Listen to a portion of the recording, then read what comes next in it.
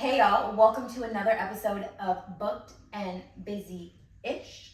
This week we are going to be dusting off the shelves of cinema and, showing you those hidden gems that you might have missed. I'm filmmaker Alyssa Brayboy. And I am working actress Chase Simone. Yes. So, yes, as you know, y'all, we dive in. We do industry corner. However, I just skipped over the fact this week we're going to talk about... You sure did. What we're going to be talking about, which is bomb-ass movies that we're slept on, and why we love them, and hopefully you guys will go watch them afterwards. Yes. Because, oh my God, so good. But first, there we go. That outlined the things that we put so much time into. Industry corner. Chase. Today I want to talk about the importance of marketing in creation. Because I think that is a lot of what contributes to these slept on movies. Yep. Because it can be a great movie that gets a $10 marketing budget, and so you don't know that they're coming out. You don't know what's happening. You don't know where to find them. You don't it just disappears into the void, into the ether, and it is heartbreaking. And I've noticed in terms of those movies, right, their marketing, didn't have as big as a footprint as other movies where I'm like, that was trash. But whatever. So yes, money plays a huge factor into your movie being seen. But also something that I've learned, word of mouth. Yeah. That's a lot of the movies. It's also why a lot of movies are paying influencers to talk about their movie now. Excuse me, what? Oh, you didn't know? Oh, I'm sorry guys, she's old. No, you didn't. But you know what? I love my 30s. I'm 30, flirty, and thriving. Yes. Yes. The fact that I know that reference and you don't is crazy. Look, yes, I'm getting up there. But you know what? I'm glad to be here. They're doing what? So they pay influencers to be like, oh, I just saw this movie, I just did this, I just did that. And they're basically filming commercials that are branded as this influencer's content to talk about the movie, which it is marketing. Yes. And it is a type of marketing geared towards a certain group of people that aren't going to the movies, that aren't getting out, driving up and down the street, seeing these posters plastered all over the wall. They're sitting in their bed, scrolling. I am victim. I'm not gonna lie. Sometimes I just sit in my bed scrolling for 7 days in a row. It's fine. But... No, it's not. But continue. Live your life. Please go have one. But also, sometimes it's the only way that people are getting exposed to movies. Now, fair. You have to have a big budget for that because these influencers are not cheap. They're expensive. And I feel a certain type of way. I'm like, you know what? I'm trying to figure out, I'm sitting with myself as to why it drives me crazy and why. I'm like, you know what? There's room at the table for everybody. And just with all due respect, oh my God, I can't believe this is about to come out of my mouth. What? I was going to say stay in your lane. Like the influence that I know. I don't know how I feel about that myself because that's unfair. My brain went to, influencers who are crossing over and trying to be actors and all these things. I'm like, oh, stop. There's room, there is space. It's a different kind of acting because lately also, slight tangent, y'all, your following on social media, the audience that you have cultivated plays a large role in your castability, and that's what irritates me. And this is not to say that it's always true, because realistically, they're not gonna hire the worst actor in the room just because they have 10 million followers. Fair. Because what I have read is that they're starting to see that there's not enough correlation between hiring somebody with a high follower count and getting those numbers on their project. Beautiful. And yes. so I'm reading. There's some Deadline article about it. We'll try and link it below. And it was basically talking about the fact that just because we're hiring these influencers doesn't mean that the numbers are coming through. The movies that you see that have a lot of influencers in them are also walking like branded content movies. There was this movie, going back to what we were talking about a couple weeks ago, about the remakes and the reimaginings. Yes. There's this movie that they redid, He's All That, I believe. But they did. No, because it was She's All That. Yeah. She's All That's the original. Yeah. And then they made He's All That. I didn't even know that. So, but they hired a bunch of influencers. But also, as you're watching it, you see, like, perfectly angled Lay's potato chips. Goodbye. Or like Sun chips. Or like Voss water. And it's not even hidden on a little bit. The product placement was crazy in that movie. And everybody was calling them out for it. It was almost as bad. Mean Girls did it too. The Mean Girls remake that came out last year. I didn't see that trash. It was. Well, I don't know if it's trash. My bad. I'm sorry. It was Elf. Elf went in there and sponsored that whole movie. I think, and Degree, like deodorant. Yep. Because I remember there was just one scene where the main character was like fixing her makeup in the mirror or whatever, and somebody was like, "Oh, I like your lip gloss," and she was like, "Thanks. It's the Elf camo, blah blah blah blah blah blah blah blah blah blah blah. It's really good for blah blah blah blah blah blah blah." I was like, "This is a full-on ad. You put an ad in the movie. Now, Elf, get your bag. Good job. If they're looking for a sponsor, I'm gonna put my stuff in there." Same thing with Degree, because she was like, I think the joke was like, "I don't sweat, I glisten," and it was like the Karen, the dumb one, and she was saying some stuff like that. But the product placement was like, boom. I feel like they dropped some product on the ground and it fell so perfectly, and they got a shot just of it hitting the floor, and I was like, okay, guys. It has to be sleight of hand for me. I agree. I need very subtle product placement. I don't want to see, like, I don't want to know that it's there, but I know that it's there. I'm like, ooh, it happens for me all the time with fashion, clothing. There will be things like, oh my God, the wardrobe for suits. White or Lotus. Scandal. Baby. Scandal. Like, anything Shonda, honestly. I mean, not so much Grey's Anatomy because they're wearing the same stuff. Right. But like, Scandal, the outfits that they had Carrie in, my God. Yes. Even when she was trying to hide her little pregnancy, she was adorable. In it. I know. Like, there are things where I'm like, you can do it well and very sleight of hand, but again, to each their own. There's a lane for everybody, or there's room for everybody at the table, or maybe just a different table. Don't come for my table. Anyway, I'm being silly. Out of curiosity, what are your thoughts about negative marketing?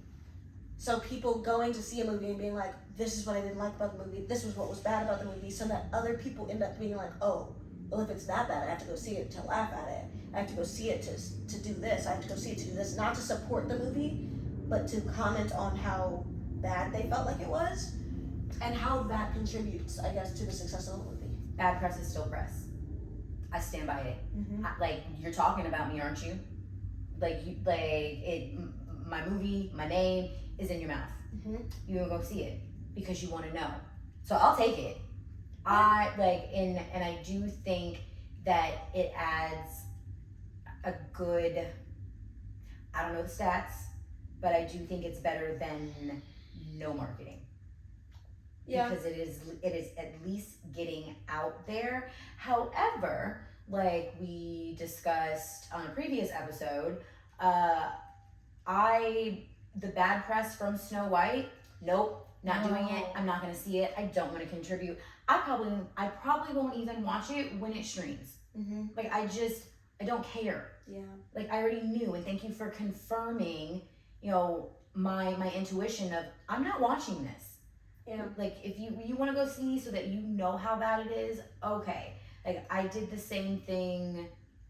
Oh wait, actually, on the other side of that, and I think it has to do with my own taste of movies and content. There was mixed reviews in bad press about Baby Girl, but I had to go see it. I walked out of the movie. Yeah. It was the first time in I don't know how long I didn't finish it. I was like, I can't do this. It's so bad. It was the dancing scene, right? Yes, I that rave. I was like, I can't do this. Yeah. And so yep. So on the other side of that coin, it did get me to go see the movie. Yeah. Because I needed to know. It's an interesting form of marketing.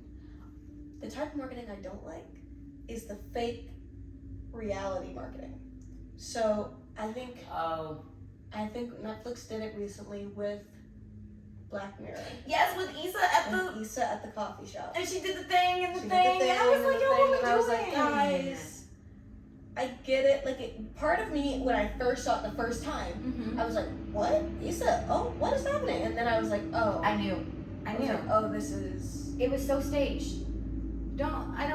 What I do love. I was like, oh, maybe it's at Issa's like hilltop. Okay. I was like, maybe she actually showed up to a hilltop, and so somebody was there and was like, oh my god, it's Issa Rae. Oh my god, blah blah blah. No, from jump, I was like, this is giving. What I do love though, marketing wise, like placed, not necessarily fake, is when, one of the stars of a movie is in the theater. And like watching with everyone and they didn't know, like Will Smith does it. That, oh my god, yes, big please. fan of that. Yes, please. Because for one, it gets people to go to the theater because they're like, I wonder if he's gonna be at this. Hello, I'm gonna give y'all some tea right now. Baby girl will always be doing that. Yes. Like at least 3 different theaters around different. Like I will always want to go watch in a theater with our audience that we've cultivated and being a part of experiencing that with them. And some pictures afterwards, a Q&A. I love the Q&A. Love. Okay, anyway, moving on. Yes, that's my little 2 cents on marketing. Super important, but I've learned as I've gotten further in this industry and fallen even more in love with story is word of mouth is huge.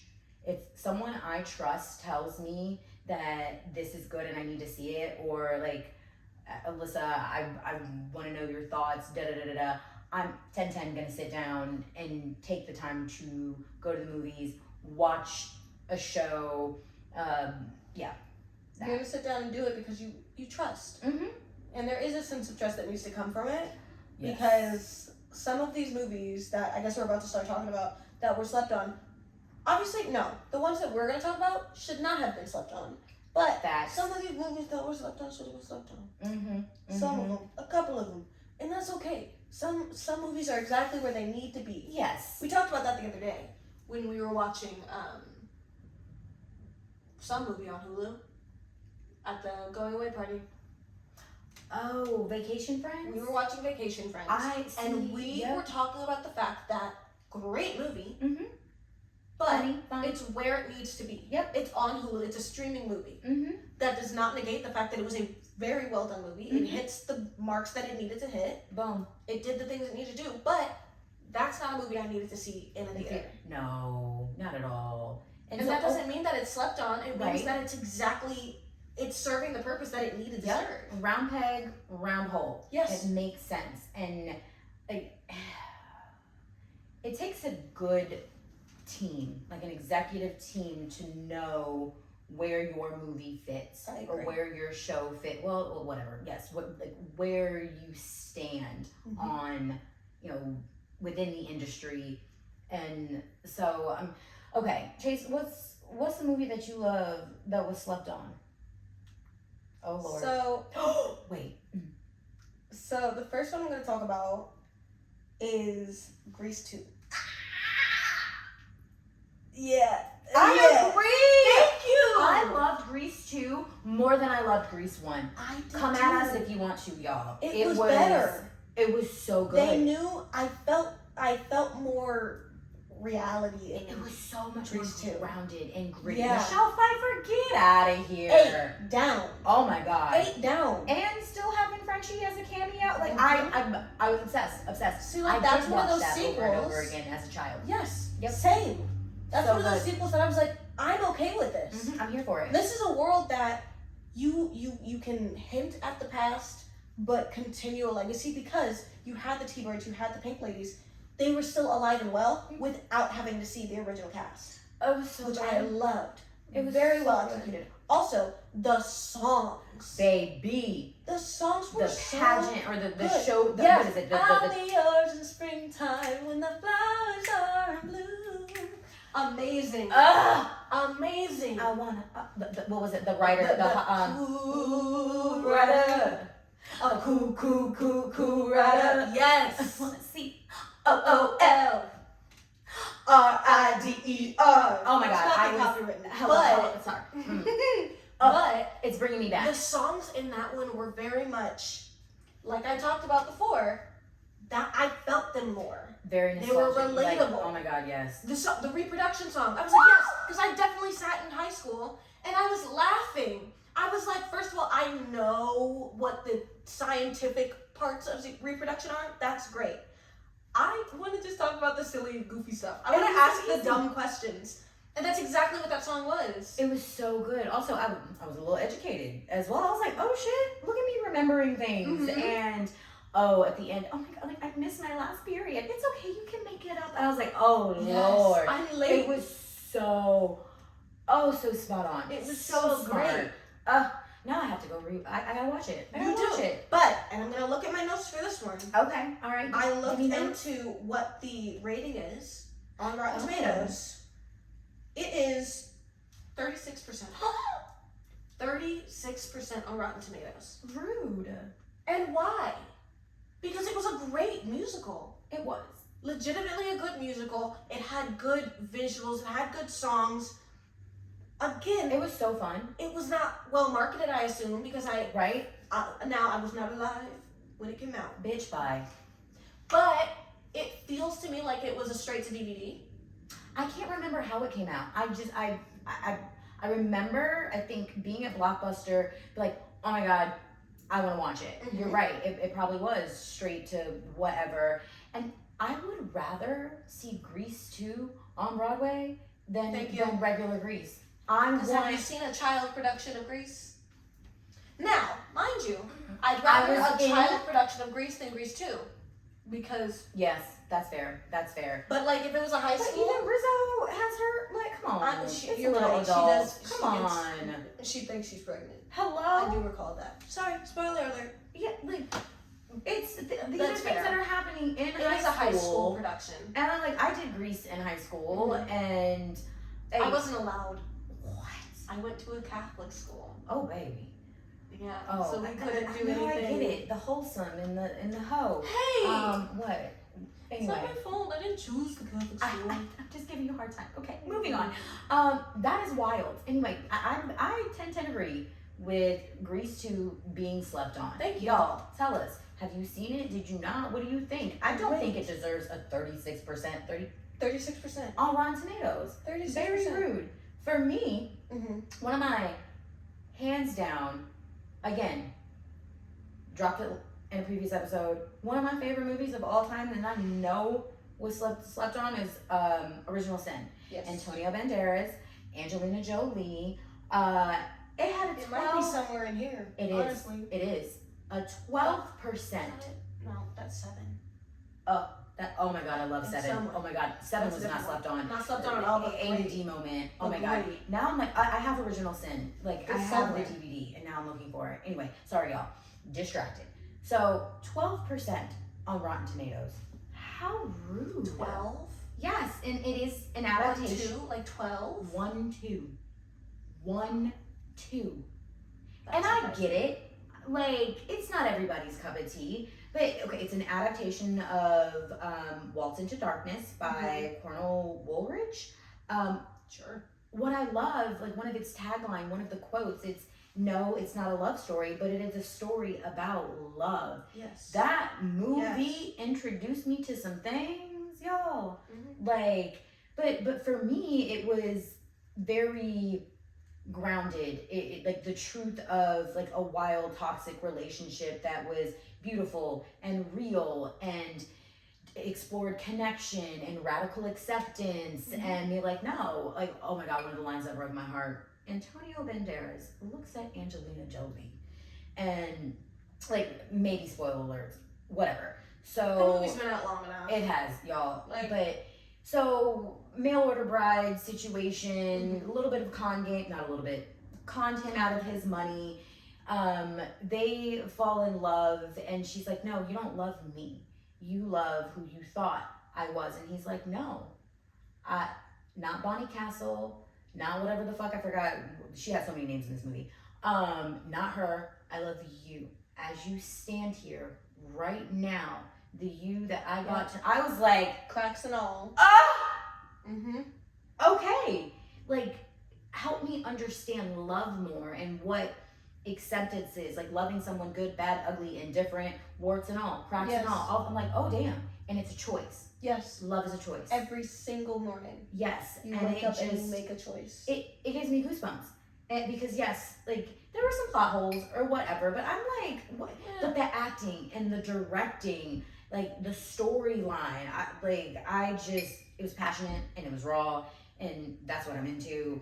And it just, but I'm like, I don't remember much marketing for this movie. I'm like, I don't remember seeing a trailer for it.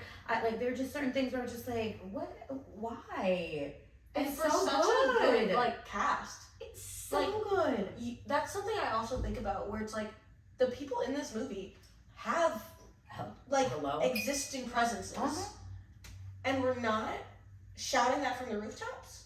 We're not saying, hey, this is a movie that Angelina Jolie is doing and she's blah, blah, blah, blah.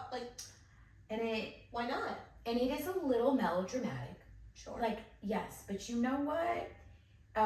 One of my other favorite quotes from the movie is, it's the theater. I love it. Even the cheap melodrama.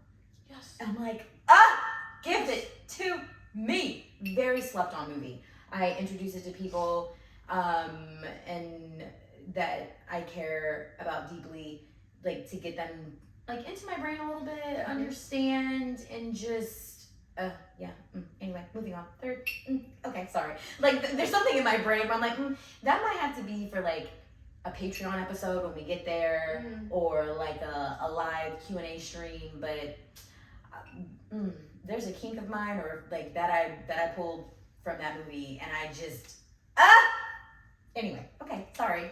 Clearly. But I think on the topic of like a good cast that for some reason didn't get the hype it deserved, there was a Netflix movie. And now I'm giving it credit for its slept on-itude because it was early Netflix. Okay. I'm not gonna say early, because it wasn't like you still have to rent a movie and they have to ship it to you, Netflix. But this is when Netflix was that was a thing. Yes. Damn, I forgot. Okay, yes. See, and you called me. I'm just saying. Anyway, it was when they first started creating their own content. So like the mid-teens of the 2000s, there was a movie called The Fundamentals of Caring. See, I have no idea what that is. So it's Selena Gomez, Paul Rudd, I believe, is in it as well. Okay. So like good names. It was the height of Selena. Like, she had just left Disney. Okay. She was still in her like, I'm still really trying to act era. And I think it was a simple movie. It was a road trip movie. But it was about Paul Rudd's character had become a caregiver. Okay. For a teenage boy who had, I don't want to say it wrong, he had some kind of disability where he was in a wheelchair. Okay. And he decided that he was going to take this boy across the country to his dad. Wow. Because the boy had never met his dad. Oh, baby. So they go on this whole road trip. Cheers. Right. They go on this whole road trip. They pick up a couple stragglers along the way, one of them being Selena. And, you know, it's caring. It's exactly what the movie is, the fundamentals of caring. It was a slow movie, realistically, because it was early Netflix, could have gone through the, like, festival circuit, quality-wise, and story-wise, honestly. It's very indie-coded. Oh. But it was so well done. There was humor. I feel like a lot of people, when it comes to talking about disabilities, are afraid to touch, because they want to be PC, they want to be this. But the actor was like, no, let's make fun of it. Let's make jokes. Let's be real. Let's be real, because realistically, if you meet people that have these disabilities and have been living with it, stepping on like eggshells around them and doing all that, it's not helpful. Because they know what their situation is. If anything, they're gonna make jokes about it more than you are. Right? Because they can. Because they can, but also it's like laugh so I don't cry kind of vibes. Yes. Of like, yes, I might have a fatal disease, but haha, I can pay somebody to wipe my butt for me, and you gotta do it. Boom, grown man wiping my ass for me. Finding the humor in the tragedy. Mm-hmm. Yes. And so I loved that. And it was one of the first movies where I found the joy of humor and tragedy. Okay. And I think that I that's why I like it. Let's see what this Rotten Tomato was. I was just getting to my notes. Sorry. I don't think it was as low. This one, it was actually pretty high. This one was 80. 80% on Rotten Tomatoes. Oh my gosh. But the actual, like, reception was low because it was on Netflix, and Netflix didn't have the acclaim yet. Yes. So it's one of those movies that, like, as the years have gone by, more people have gone and watched it. Okay. But at the beginning, Crickets. Yo, that is 9 days for me. Oh my. 9 days. So you were talking about this? Dog. I realized I've never seen it. Bitch. It's so good. 90% on Rotten Tomatoes. Really? I didn't see a commercial. I'm not near one billboard. Like, what words just came out of your mouth? Not near one. Wait, what? No, stop. No, Southern. You don't know it. Not near, no. Not near one. You don't know where that's from? No. Okay, so you have to remember. We're not going here. Some of us don't. Were not born in the 1900s. Goodbye. Moving on. Anyway, 9 days. 90. Yes, I'm a 90s babies, bitch. Okay. So, Winston Duke, Zazie Beetz, Benedict Wong, Bill Skarsgård. Okay. Good cast or whatever. Hello? A man interviews 5 unborn souls to determine which one can be given life on Earth. This movie, heartbreakingly beautiful, but in a very grounded, heartfelt, sad way where it's just beautiful. You cry, happy tears, understanding tears, like just goosebump tears in terms of watching each character's arc, and just it's ethereal and it's evocative, and it touches on the meaning of life and soul and connection and purpose and I was like, oh my god. I mean, we've talked about that in this movie. Good cinema, good theater, good whatever, storytelling. It's finding the human condition in any situation and getting that relation between, I may never have experienced this, but I'm here with you. I'm experiencing this through you, through this piece, and I'm feeling every bit of what you're feeling. And it was so creative, a new take on like souls and life and like the before. And so there's 5 souls that is in this place that we don't know much about. It's just like the before world, right? And there are like leadership positions, so to speak, where he reviews each of these souls for 9 days, asks them questions, and gets to choose who deserves to go be on Earth. Like, and if they're going to succeed on Earth, or how, and once they are born and put on Earth, he watches over them like a guardian angel. He can't interfere, but like he reports on them. And like preparing them for Earth, and what life is going to be, and instilling in them certain traits, or just figuring out what kind of soul this is, and it just, oh my god, it was gorgeous. Have you seen Soul? Man. Okay. Wait, it's the animation. Yes. Pixar. Yes. Okay. Oh, same. That's what it made me think of. Beautiful. I sat there again, slow cried. Yeah. If a movie can make me cry, I mean, well, that's not fair. I cry about. That's how. Yes, angry, sad, happy, whatever. But just chef's kiss. 9 days, y'all. Have you seen it? Have you not? Comments. How interesting. Yes. You need to watch it. You will watch it. It's so good. Well, we have to watch most of these because I noticed that a lot of the things on each of our lists, neither of us have seen. I was talking about. We should go back through at the end and be like, okay, yes, no, yes. Yeah, because we haven't. Cool. Yes.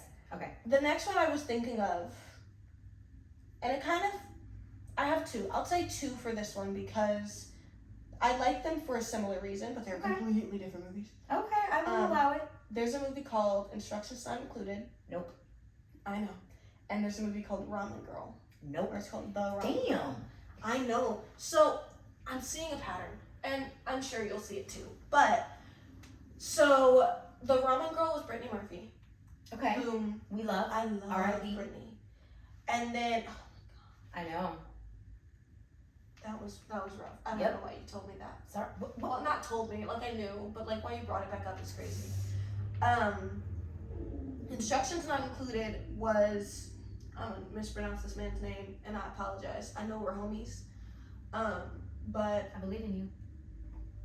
Eugenio Derbez and Loreto Peralta. Nope. So, I don't know either. You would know his face. The main guy, you would know his face, if not his name. It's a movie about this stuntman.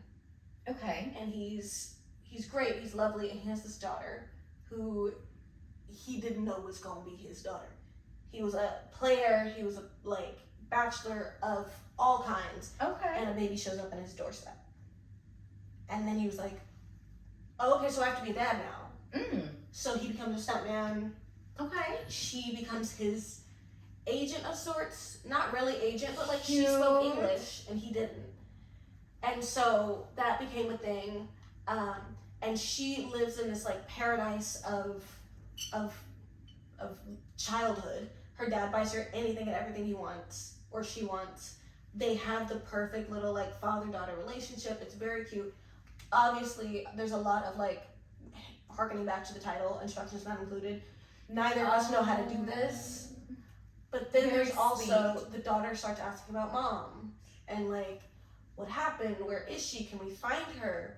I know, I have this How one did she picture get of there? her. How did who get where? The baby. Oh, Do I need to explain to No, you? my bad. I'm very Do funny. we need to go back and watch Grease too? Hilarious. No, so I'm so curious, and yes, we're gonna have to watch it. Mom drops her off, or somebody just drops. Okay. At Dad's door in Mexico. And then they end up moving to America. Copy. Yeah. And while they're in America, she realizes she has this photo of mom and the hotel in the background, and she's, right. But then the other side of it is, and this is a true spoiler, and I apologize, because I do think you guys should go read this movie. Read this movie? Chase.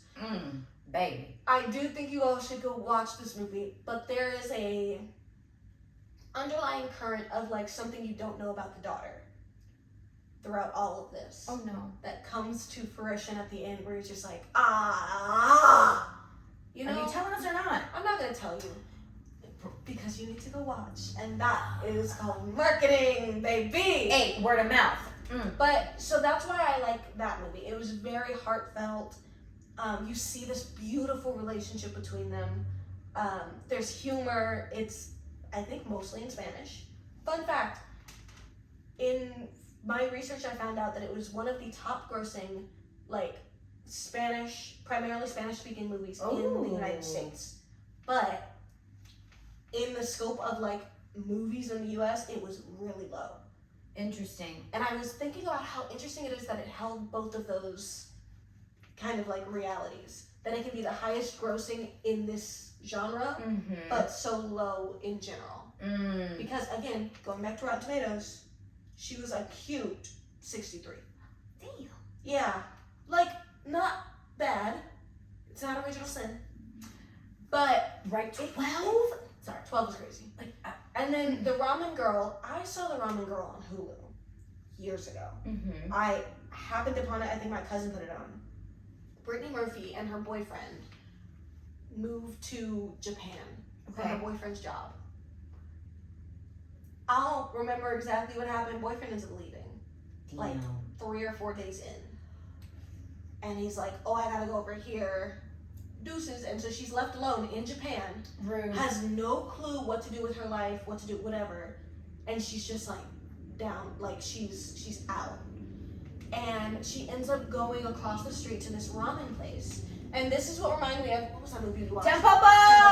I was literally just to say, it's Tempopo. giving, did she start making ramen? So, yes. Okay. So she goes across the street to this ramen place, and she starts to see people, like, they're eating, they come in, there's this beautiful shot of there's this older man, he comes in and he's like, you know, slumped from the day. He's like, you know, the day has dayed. Yes. You know, Yes. he goes in, the owner of the shop makes him a bowl of ramen, puts it in front of him, and he's eating it, and it melts. His sadness, his grief, his downtroddenness melts away, and he just starts giggling. And he's just happy again. And she's like, she sees the way that this food is genuinely changing people. Oh, it's also getting simply irresistible. Anyway, Mm-hmm. have you? Okay, good. Like where Sarah Michelle Gellar, Yes. her feelings go into her food, and Yes. people, Yes. crazy. It was actually really good. But it was that. It was Okay. the importance of food in culture, for one. Oh, It was, I wrote a paper on this in college. baby. It was okay. the, like, mixing of cultures and understanding, because she did not speak Japanese, and they only spoke Japanese. And she was like, there was a point where she was like, I don't understand you. And the owner of the shop, who ends up, you know, training her on how to make ramen, was like, yes, you do, you just don't want to. Oh. Tea. And it was so beautiful. Of course, he said that in Japanese. Yeah. But it was so beautiful because I was like, for one, yes, food connects us all. Also, ramen makes everything better. I want ramen. Can Yes. we get ramen? Probably. Yes. cool. I'm hungry. But like makes Yes. food can be a connector. There are languages beyond languages Yes. that can bring people together, and I love that about both of these movies. Oh. That you don't have to understand someone to understand them. Ah. Yes. Thank you. I'm gonna say it again, right here. You do not have to linguistically understand someone to understand them. Period. Yes, we don't put it on a shirt. Well, no, it's so funny. While you were talking about this earlier, when I said I have a shirt idea for booked and busy-ish, and some like merch things. I'm like, you know what? Look at this. What did I say? I was like, word of mouth. What it do? What that mouth do? Though. So I was like, oh my god! Trademark. Take me now. Don't even try it. Don't try me. And then it has a 51% on Rotten Tomatoes. Okay. People are Again, harsh critics. not 12, baby. but like, I know. They come it's for a rough. reason. It is rough. and Like- it's upsetting because for one, Brittany Murphy. Hello? Also, okay. We're So gonna this is watch and do super reaction embarrassing. videos to each of these movies that we haven't seen with each other for y'all. FYI. Anyway, moving on. So this is super embarrassing. And I think I told you this already. But the way I realized, like a week ago, that the woman who plays Ty in Clueless is the same woman who...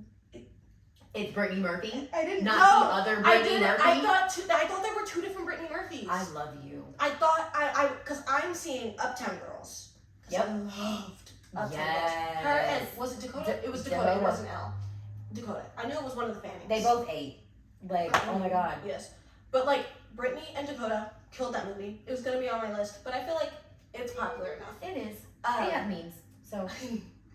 I think that Brittany is blonde and like super tall and modelly and like has the dumb brain, and then Ty is this like human, Yep. and she has Smart, this like rounded, beautiful, quirky. yeah, she's quirky. She's a human being. She has the like short brown hair, and She so was that in Drop Dead Drop Dead Gorgeous. Gorgeous. Yes, exactly. Mhm. But that's the thing. When you literally look at the two different people, they're two different women. And so my brain was like, I know that that's Brittany Murphy. I know that that's Brittany Murphy. It wasn't until I literally looked up Brittany Murphy online and I saw that the two were under the same name, and I was like, wait. Baby. Wait. You were last week, today years old. Last week, today years old. And I'm ashamed. Because I love Brittany Murphy in all of her projects. Yes. And I'm really like, how did I not know? It's okay, it happens to them. Because I'm not gonna To lie, I you. was like, y'all really do gotta move on. Oh my God. Okay, so we had instructions not included Mm-hmm. and Ramen Girl. Okay, now, What? Natalie Portman, Yes. Ashley Judd. Yes. Yes. Left, Walmart. literally barefoot and pregnant in a Walmart parking lot. Lives in the Walmart until she has her baby.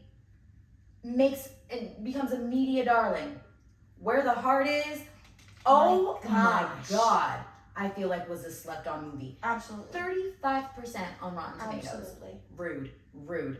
So heartfelt, so beautiful, such like so many themes touched on in terms of friendship, sisterhood, chosen family, rising above, like, but also the things that people do when you have to. Yep. The things that the want lengths to that you cannot teach. You cannot teach want to. The lengths that people will go. Absolutely. Where there's also, a will, there's a way. Always. Also a book adaptation. And I just... What? Yes. It was a book adaptation. Where the Heart Is was a book. I did not know that. I didn't know that either until I did my research. Okay. But I don't remember... Wow. Oh my God. So good. So good. Also, who else is? Oh, I know who else is in this movie. Sally Field. Steel Magnolias. It is Sally Field, right? Yes. Bitch. Yes. This cat. Like, anyway, just yes. Okay, we've both seen that one. Beautiful. Amazing. Since you did two, I'm doing another one. Okay. And I might be wrong here, actually. About it slept on attitude? Maybe. I don't know. Y'all help me out. I just feel like it was slept on. Because... Well, slept on can be. This was an excellent movie, and it was rated as a good movie. Fair. You know? But this didn't get the hype that it needed to get. Yes. And I think that this one that I'm about to share with you all, fuck it, 13. With Evan, Rachel Wood, Holly Hunter, and Nikki Reed. What? No? I don't think I've seen it. Baby. You are a baby. Anyway, I think it's one of those that have become like a rite of passage movie, a cult classic almost, so to speak, that like picked up after. Yes. Like love those. Right? Love those. Like, I truly do. Boondock Saints, like Hocus Pocus. Oh my God. Yes. It's my favorite example of that. Did not do so well, also, but now Rocky Horror. Fair. Literally. Yes. Oh Cult my gosh. Classic. Cult classic. And so 13 for me. It is 13-year-old girl's relationship with her mother is put to the test as she discovers drugs, sex, and petty crime in the company of her cool but troubled best friend. This was my childhood. Okay. I related so hard to this movie. And this is something that I have, I rewatch, not super often, but I recently saw it at America's Cinematheque is oh my god, oh my god, not a movie club. I'm fucking this up. Sorry, y'all, but a cinema club. It's not. It's so much more than that. America's Cinematheque. I'm messing it up, and therefore I'm moving on. Anyway, they showed it on the big screen. There was a Q&A with the director and the writer. Nikki Reed is one of the writers of this movie. She starred in it. She was 13 when she wrote it. Her and the director and co-writer were like, okay, yes. She co-wrote. She co-wrote it. Yes, but it's just, I'm like, go ahead, bitch. Yeah. Yeah. Oh my gosh. If you look back at the stuff I was writing at 13, it would not need to be seen. It was gritty and it was grounded and it's got an 81% on Rotten Tomatoes, but I just don't remember. I fell upon this movie at the Blockbuster. I saw the cover and two girls, tongue out, tongue pierced. It just looked like trouble, and I was like, yes, because I did. Thank you. Fun fact: I did that dumb shit when I was 13, 12 or 13. I pierced my own tongue, y'all. Yeah, with a nail. Yes, I know. You know what my punishment was? I know. I was a badass kid. Somewhat. It's not. Okay, I mean, I shit. can't. I can put it back in. I thought I was just trying to be cool, keeping up with the other girls and my badass friends. My friends were piercing each other's belly buttons in the school bathroom, piercing each other's tongue, piercing their eyebrows. I sure as shit pierced my own tongue. With a nail. My punishment, my parents made me get a tetanus shot. It was fresh out of the box. I boiled it. I dropped it in Listerine. I did all of the things. I like what they would do at a piercing salon. I did it, but I just did it at home. My girlfriend did it at her house first, and then we took it out and I had to redo it because we didn't have a barbell. But oh my god, Orajel, ice, all the things, just they were like, Alyssa Aaron Brayboy, you are lucky you are not paralyzed. I was like, well, what's the problem? I don't want to pay for it. My parents wouldn't let me have it. And the way I would just keep the top ball out when I talked or was around my parents, I kept it until I think I put it back in when I moved to California for a little bit because I was like, do I still like this? It's a pain in the ass. It's not like, no, not worth it. But to each their own. Yes, anyway, 13. It's the fact that you did it with a nail. Like, you couldn't have gotten a needle. What else? You couldn't. I couldn't find a needle big enough. I think I started with a needle and it was like, it just wasn't, like, I couldn't, so I needed, and it's got that thing on the bottom where I could just take my thumbs. You went from the bottom up? Yes. Alyssa. Like, Alyssa? No. I'm good today and everything's fine. I'm fine. Like, I did. I went from the bottom up so, like, I could see the veins and I pushed it through. I was like, 1, 2, 3, clink, clink, and... No. Fun fact. No. Little trivia.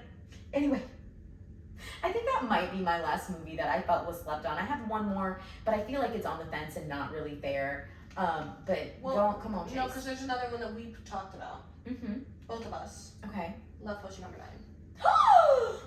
Facts. 25% Rude. on Rotten Tomatoes. No. What? I love that movie. Thank you. Love Sandra Bullock. Thank you.